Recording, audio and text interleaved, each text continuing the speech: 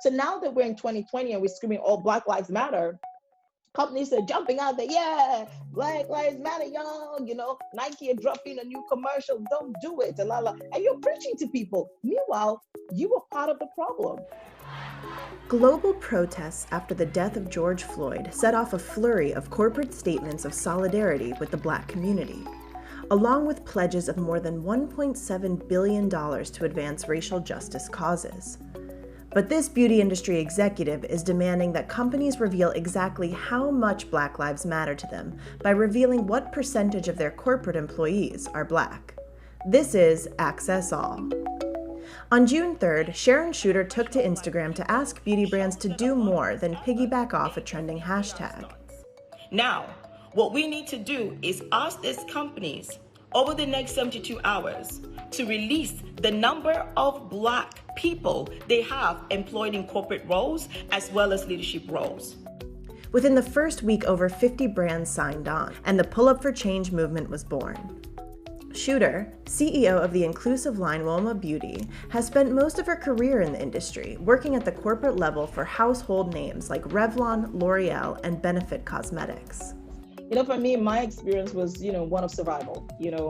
I was very frustrated with the lack of inclusivity. You were having all these 50 shades of beige because the people working in these organizations are 50 shades of beige, so you cannot fix a problem that you don't understand. I understood what it feels like to be the only Black person in the room. I was always the only Black person in every room. Many of the brands who pulled up mirrored the lack of diversity that Shooter has experienced. Cosmetics veterans L'Oreal and Estee Lauder, for example, reported that only 8% and 3% respectively of employees at the executive leadership level are Black. Even at beauty newcomers like Glossier and Milk Makeup, corporate staff is only 9% Black for each. These numbers stand in contrast to the 13.4% of the US population that is African American.